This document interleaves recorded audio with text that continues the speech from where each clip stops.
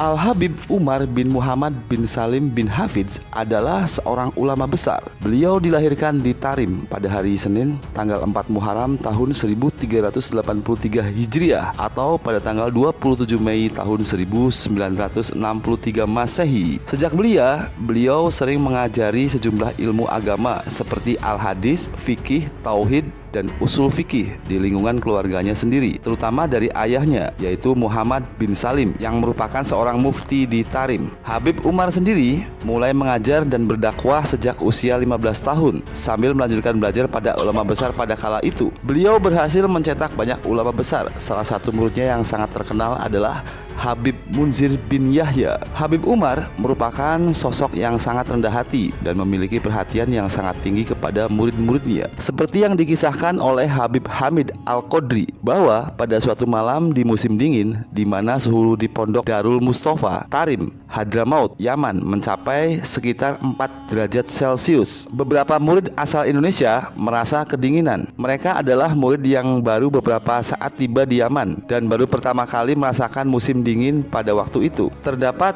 4 murid asal Indonesia yang tidak kebagian selimut tebal. Akhirnya Habib Umar mendatanginya sambil membawa 2 lembar selimut. Lalu sang Habib bertanya, apakah selimutnya masih kurang? Kemudian para muridnya menjawab, iya masih kurang ya Habib. Kemudian selang beberapa waktu, Habib Umar datang dengan membawa selembar selimut di tangannya. Setelah menyerahkannya, kemudian Habib Umar bertanya lagi, apakah masih kurang? Lalu muridnya menjawab, iya masih kurang ya Habib. Tak lama kemudian Habib Umar kembali datang dan menyerahkan selembar selimut lainnya yang agak bau pesing. Walhasil, murid yang menerima selimut terakhir ini sedikit menggerutu. Keesokan harinya, ia mengeluh pada temannya yang senior tentang selimut yang diterimanya. Rekannya lalu berkata, sesungguhnya 2 selimut yang diberikan pertama kali oleh Habib Umar adalah milik Habib Umar sendiri dan istrinya, sedangkan 2 yang terakhir adalah milik anak-anaknya yang masih kecil, kata rekannya seperti ditirukan oleh Habib Hamid Al-Qodri.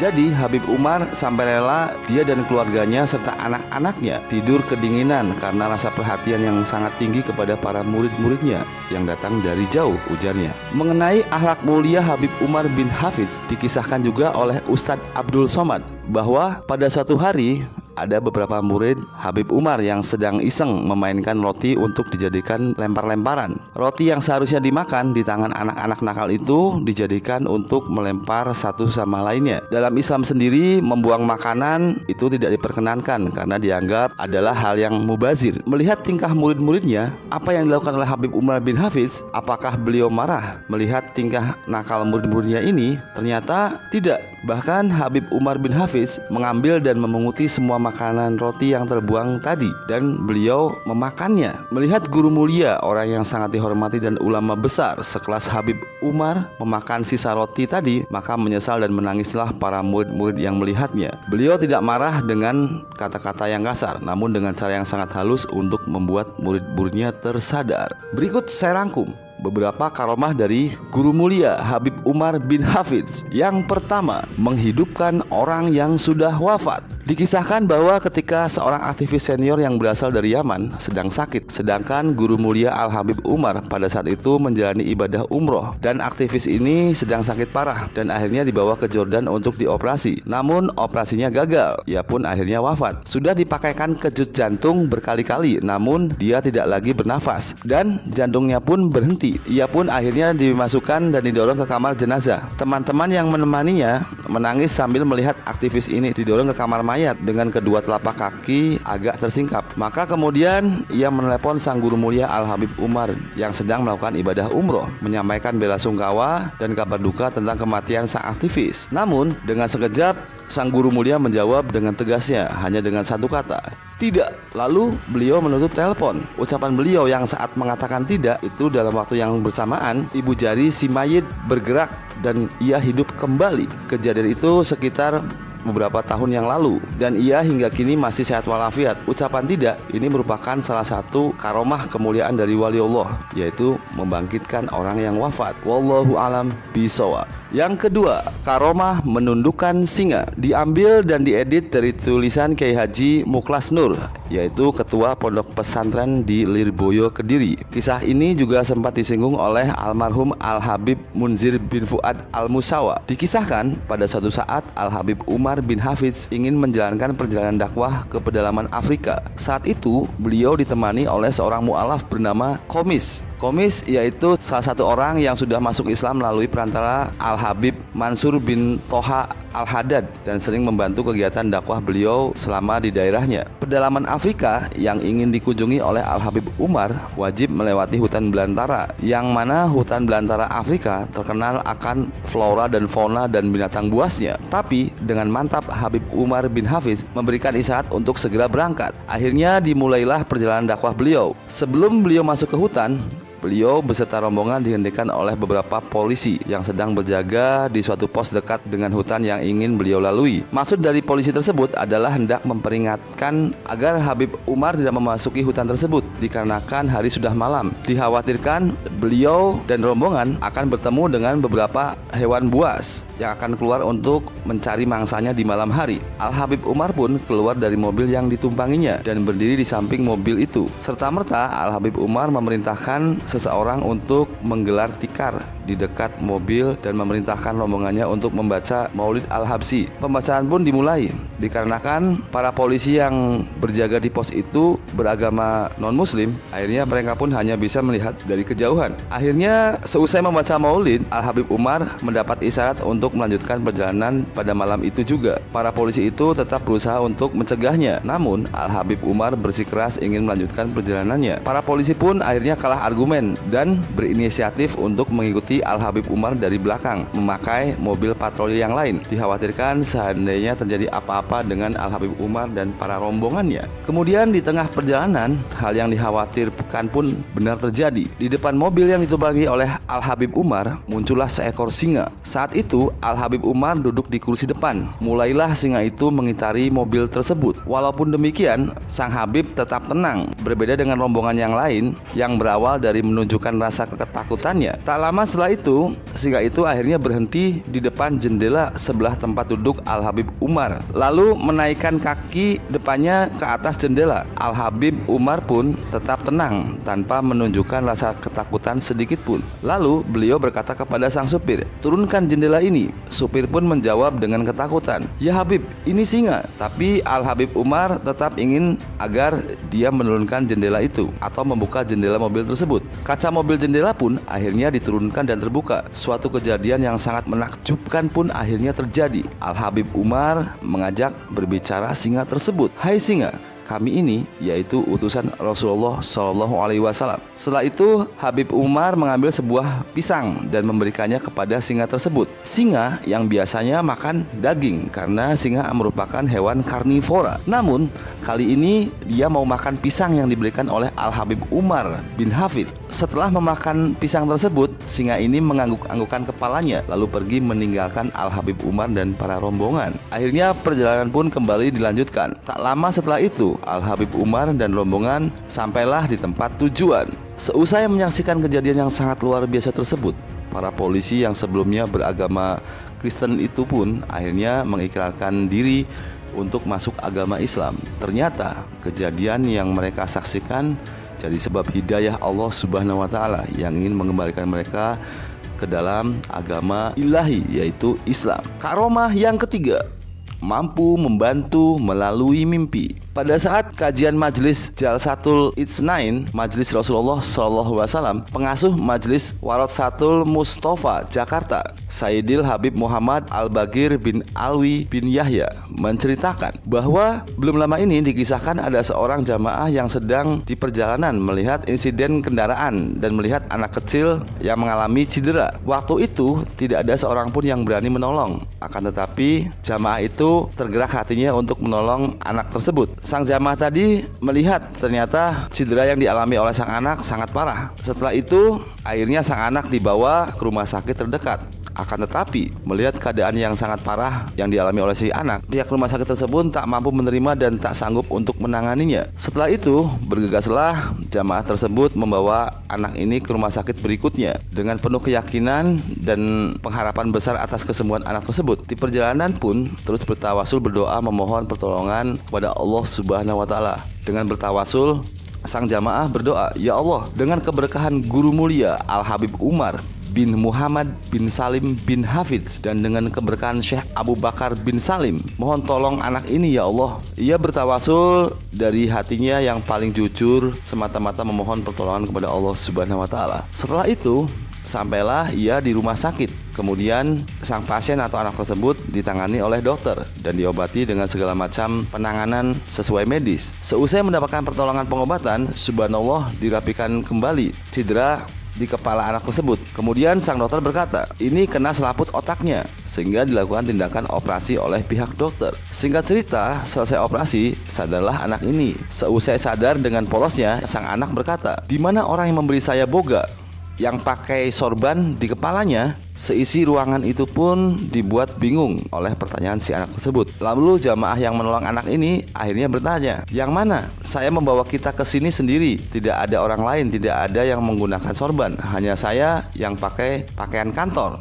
Tapi hatinya jujur, mungkin anak ini belum sempat bertemu dengan guru mulia. Setelah itu dilanjutkan lagi, sang anak berkata, itu yang jenggotnya merah. Mendengar pernyataan anak ini, teringatlah Habib Bana Umar bin Hafidz di benak jamaah itu. Lalu kemudian ia mengambil handphone miliknya dan menelusuri foto guru mulia dan mencari foto Habib Umar bin Hafidz, lalu menunjukkannya kepada anak tersebut. Yang inikah orangnya? Dan lagi-lagi dengan polosnya sang anak itu menjawab, iya, yang ini orangnya. Tadi dia memberi saya makan yang enak-enak. Karomah yang keempat, mampu membuat satu gedung warga Inggris non-muslim masuk Islam. Al-Habib Qasim bin Husain Al-Atos, Kodim guru mulia ketika di Darul Mustafa, menceritakan kejadian yang beliau dengar langsung dari lisan Al-Habib Muhammad bin Umar bin Hafidz, putra guru mulia. Suatu waktu, kurang lebih sebulan yang lalu, murid Habib Umar bin Hafidz di Britania, Inggris membuat acara semacam seminar dalam satu gedung berkapasitas 3.000 peserta yang semuanya dari kalangan profesor, doktor, dan kalangan terpelajar, namun kesemuanya beragama non-muslim.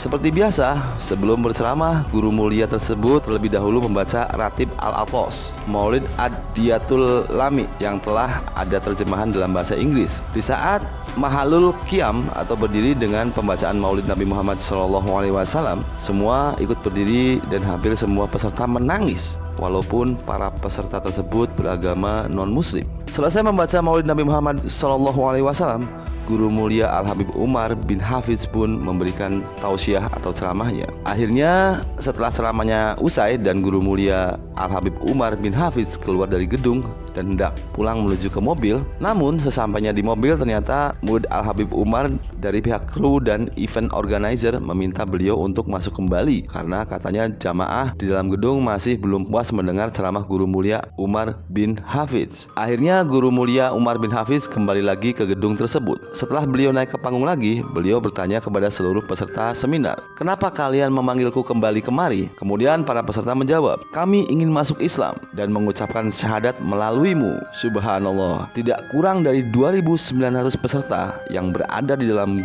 gedung tersebut pada saat itu langsung mereka semua masuk Islam. Pernah juga dikisahkan ada seorang lelaki non-muslim bertemu dengan Habib Umar di sebuah bandara airport atau bandara penerbangan. Tanpa disadari, beliau menghampiri Habib Umar dan memeluknya dan berkata, aku tidak tahu apa yang Anda kerjakan dan siapa Anda sebenarnya, tapi tiba-tiba aku ingin menjadi seperti Anda. Segeralah setelah itu dibimbing oleh Habib Umar bin Hafidz, orang tersebut akhirnya mengucapkan syahadat dan masuk Islam menjadi seorang muslim.